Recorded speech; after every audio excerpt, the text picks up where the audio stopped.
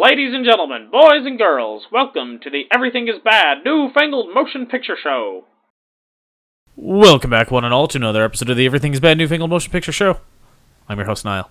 And I'm Nolan. And today we're going to be reviewing, I don't even have anything clever to say about this. We're reviewing Dungeons & Dragons: Honor Among Thieves. Yeah. So we're going to do a spoiler-free review, and they give you a spoiler warning, and we'll go more in depth into it after that.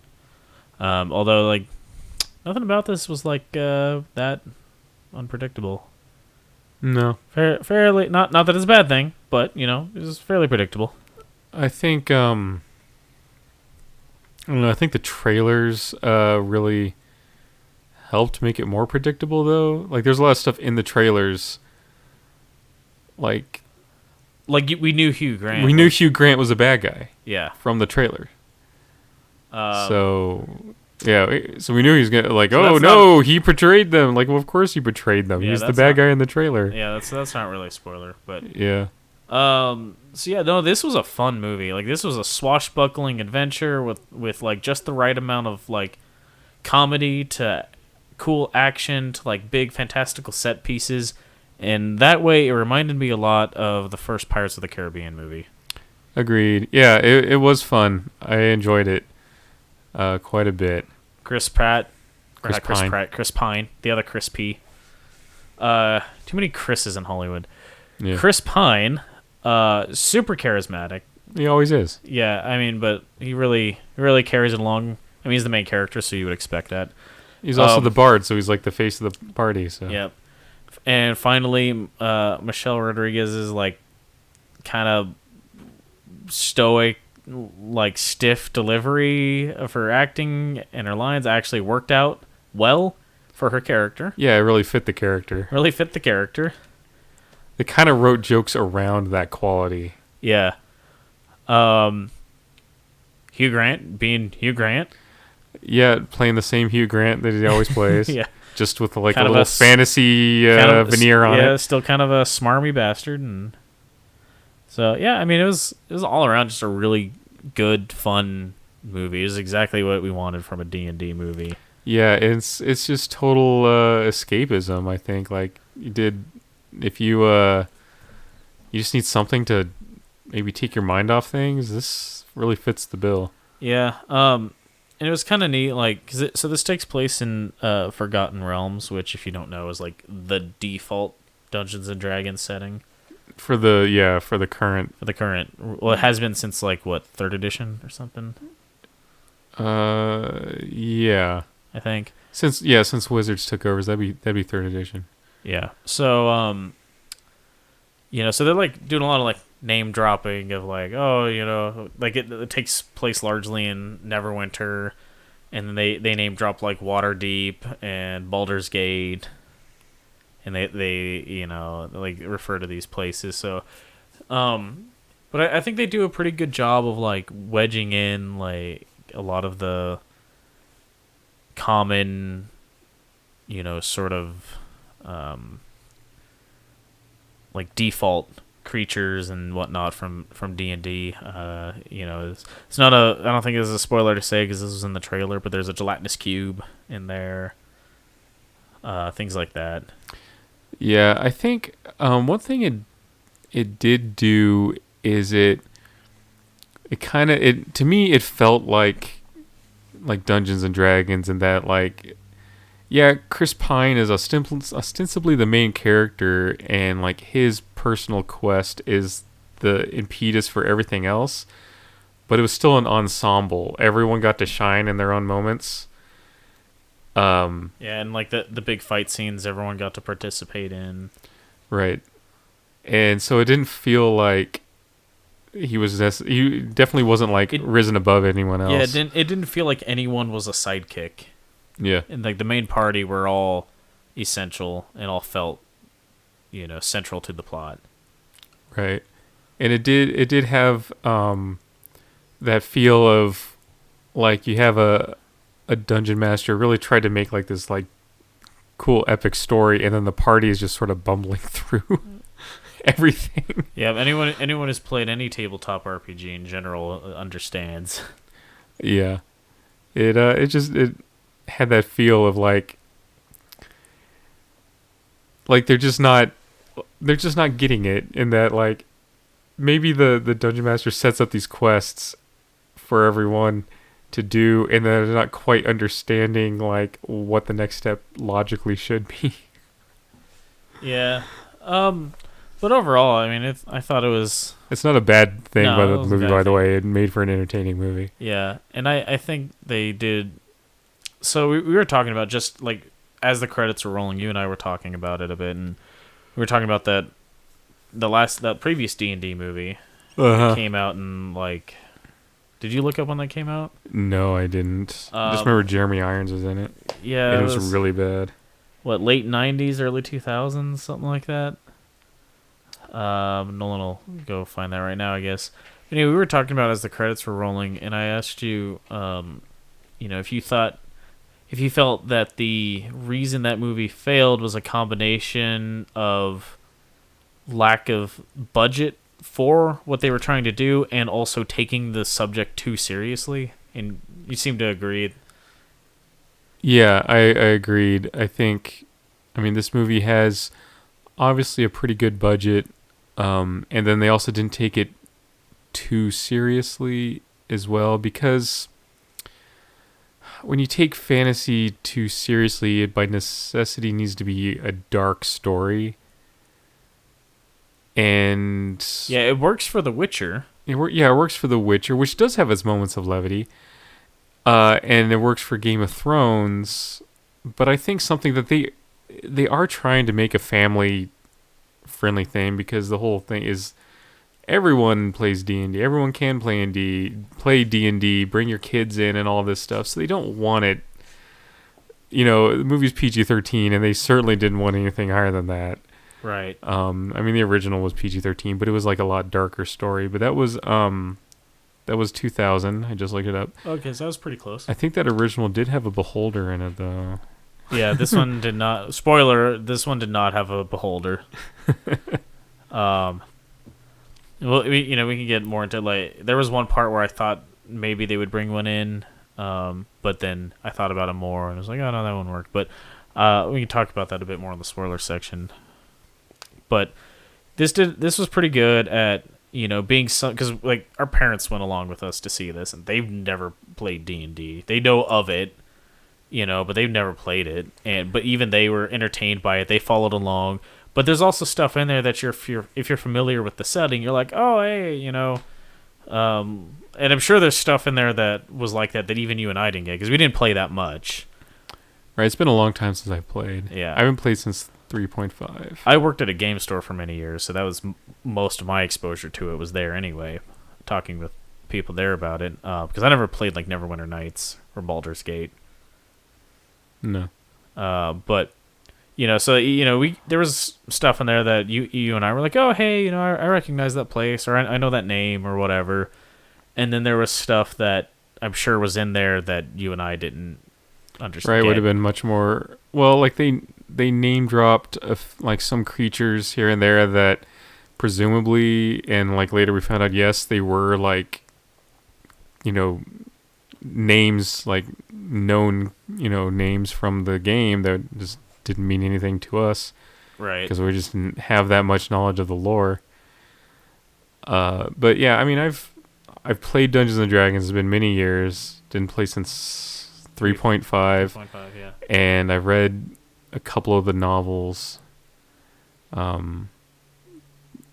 But so yeah, I have like a working knowledge of D&D, but I don't have like a deep knowledge of D&D. Right. But yes, I don't know. You got anything else to add to that? No, I thought it was a fun movie, and the cast was pretty good, and yeah, it was funny. It didn't take itself too seriously, but it wasn't like, it wasn't silly either. Yeah, and I appreciated that. There was stuff in there that if you're familiar with the setting, you would appreciate, but also you really didn't need to have ever played the game to appreciate the movie. Yeah. I think they did a good balance with that, so recommend. Go see it. especially because it's going to be competing with the Super Mario movie next weekend. Yeah, so once that comes out, people will probably stop seeing the D&D movie. Yeah, so, do you got anything else to add to that? Nah. All right, so spoiler section.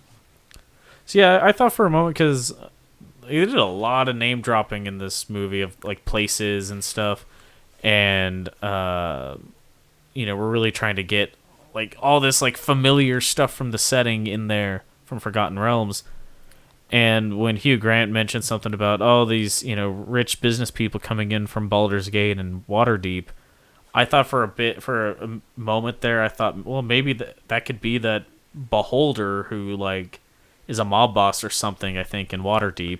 Yeah. But then you think about it for a little bit. You're like, well, no, because of what the Red Wizard's plan is, that doesn't work. Yeah. A Beholder would start using their magic, because they're all magical creatures, to fight the Red Wizard. Yeah, and then when they at one point they go into the Underdark, and I was like, oh, are we gonna get like some giant spiders and some drow? Well, you see like a city from the distance in the Underdark. Presumably, it's like a drow. Yeah. Well, city. like I was half expecting the big like set piece, boss fight, for whatever you want, for lack of a better word, that they were gonna encounter. Like I was half expecting them to run into Demogorgon or something because of the way they were name dropping in the movie. But if you're trying to keep this something that the normies can like ingest easily. Yeah. Well, it turned out to be a named dragon. Right, but yeah, throwing in like a double-headed baboon demon with tentacle arms probably would have been a bit too much. A bit much, yeah. So because that's I don't know, that's the current Demogorgon. For anyone who's only exposure to that is from Stranger Things. Right, because that's not what a Demogorgon looks like in Stranger Things. So what they call a Demogorgon in Stranger Things is not. Well, Demogorgon's like a name too. It's not like a Demogorgon. It's just right. Well, he is Demogorgon. Or they could have thrown in. Actually, yeah, because Demogorgon I think is in Underdark. He lives in the Underdark, right? I think so. I was thinking either that or that like spider goddess or whatever, or one of their one of those priestesses that's like a half spider, half drow, half female drow. Yeah. Yeah, I think that would have been. They had to do too much exposition on that. Yeah, and that would have been just a little too weird, I think, for a normie to really appreciate. But I mean, they did drop in a named dragon whose name I don't remember, but he apparently is a denizen of the Underdark. And is he that fat in the game? I don't know, but he's a chonky boy. He's a chonky boy of a dragon, that's for sure. They even comment on how chubby he is. Yeah. So that was a funny scene though. But yeah. Yep. And then like I said, we know Hugh Grant turned out to be the bad guy, and one thing I don't understand, so Hugh Grant and a red wizard, they have this plan to install Hugh Grant as the ruler of Neverwinter, and then just so that he can steal a bunch of like treasure and then hand it over to the red wizards, so then they can turn the populace into an undead army. Yeah, so Hugh Grant gets a bunch of treasure out of it and escape on a boat, and then the whole point was to like get all the denizens of Neverwinter into a stadium so they could be turned into an undead army all at once by this spell. Right.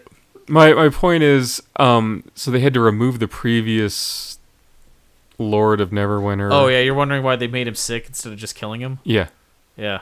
Because once the Red Wizard was killed, he popped back into full health. Yeah, the spell broke or whatever. Yeah, the spell broke. I'm like, why didn't you just kill him? I don't get it. Yeah, or like once he was sick, it would have been really easy for them to tell the populace, oh, he died from his illness. Right, you make him sick and then you kill him. Yeah. Sure, whatever. Yeah, that one is weird.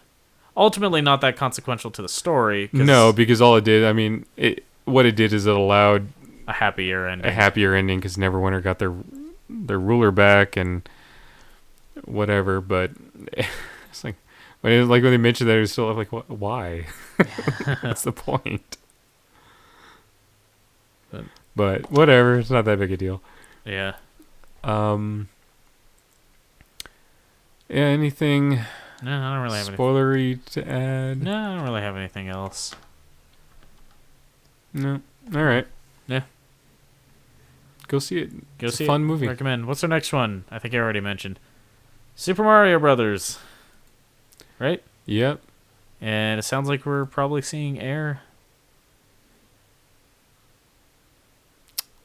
Yeah, that's the only two things releasing that day. Yeah. Let's see. I don't know if I'm interested in Paint or not. I don't know. To think on that one. Yeah. How to blow up a pipeline? What is Did that? someone make a movie about the Nord Stream? That's what I'm wondering. That'd be really fast. That was what, like 5-6 months ago? A crew of environmental activists plot a daring plan to disrupt an oil pipeline. Oh, so not about Nord Stream. Okay. No, I'm not interested either. What we got? Renfield on the 14th. There was something the other day that there's a new Wes Anderson movie coming out. What was it called? Asteroid City? Meteor City. Meteor was it Meteor City? I think so. I don't know. When is that coming out? I think it's in May or June. Guardians in May.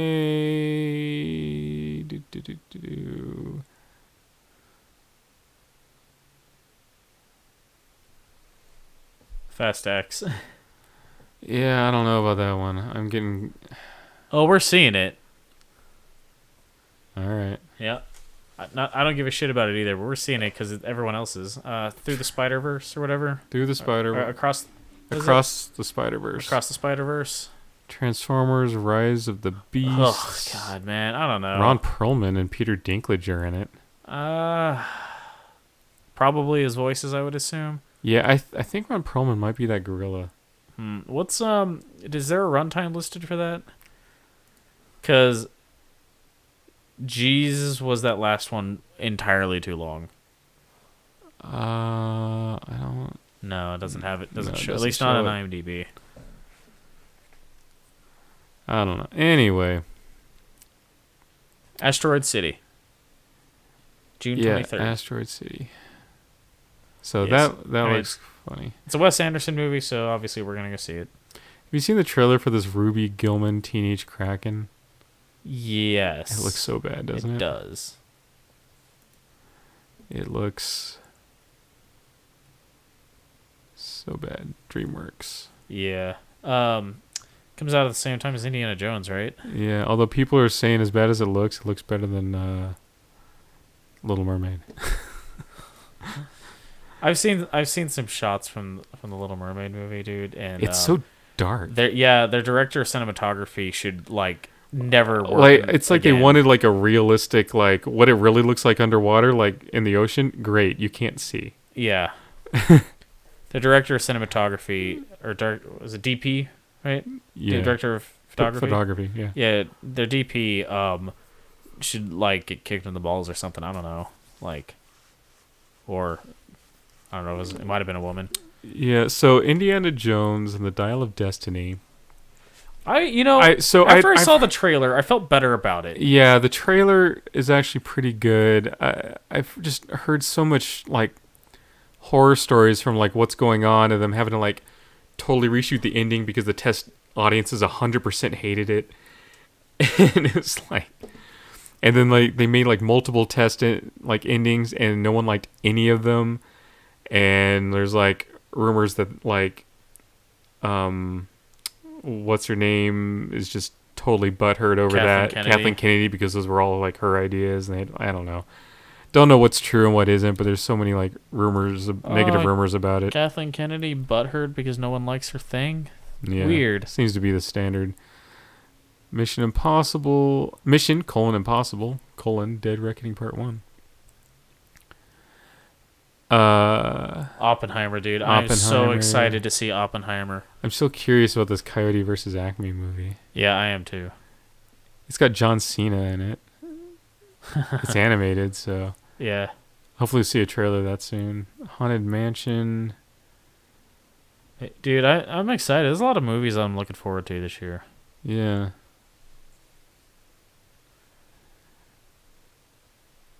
That looks, just from the screenshots, looks better than the original one. Yeah, I think it's supposed to be still something of a comedy, but more horror than that was it Eddie Murphy? Yeah.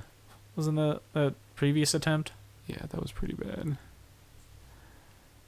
I remember we were like excited because the Pirates of the Caribbean movie was so good. Right, and that had come out later that year, and so we were super excited for it, and we even went to see it on our own without taking our mother, who was A big Disney file. And then we saw it and we went to her like, don't.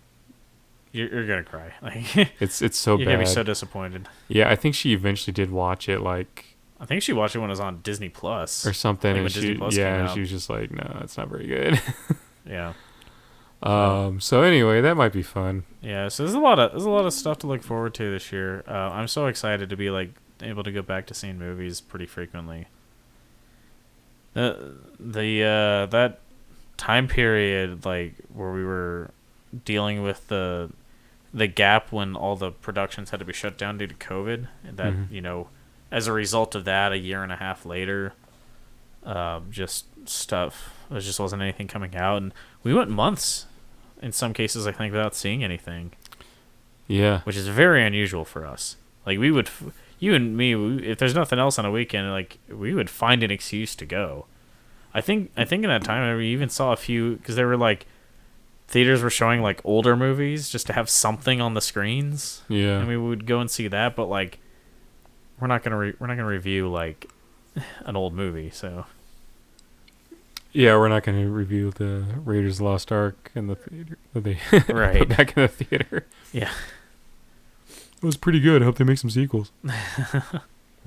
So, anyway, you got anything else to add to that? Nah. Yeah, cool. So, go to the movies. If you want them to keep making like big blockbuster movies, go to the movies because they do not make enough money off of streaming or DVD/Blu-ray sales these days. And so they're making all their money from from theater ticket sales. And if that falls off because everyone's just like, oh, I'll just stream it. Streaming's actually destroying the film industry. Yeah. I saw Matt Damon talking about that on Hot Ones, but this movie actually opens with the cast sitting there saying, "Thank you for going to the movies. Please go to more movies." Yeah. It was kind of weird watching like Chris Pine and Michelle Rodriguez talking, and I was just like looking. I was like, Hugh Grant gonna say anything? Yeah. Got anything to say, Hugh? And then like he chimes in at the end with like a thank you or whatever. But Yeah. it was just like them all sitting there like, "Please, please go to more movies." Yeah. So if I get the appeal of like it's gonna cost me $50 to take my family to go see the movies or more. I mean, I spent over $50 for tickets for 5 of us, and it was a first matinee showing of the day. Like I get it, so I get it's tempting. And to the concessions was 40-something bucks. Yeah, so, I get that it's tempting to just be like, oh, I'll wait till it's streaming. But if everyone gets that attitude, they're gonna stop making movies like this because it doesn't make sense economically. Although our showing was pretty full. Yeah. Our showing was nearly filled. Hopefully that continues. Yeah. So, please go to the movies. And I guess go, so if any of those upcoming movies reviews seem of interest to you, come back and check those out. And go check out our other reviews. We reviewed a bunch of movies. What was our last one, Nolan? John Wick 4. That's right. So go check out our previous reviews and come back, check out our other stuff. And I guess until next time, thanks for listening. Bye. Toodles.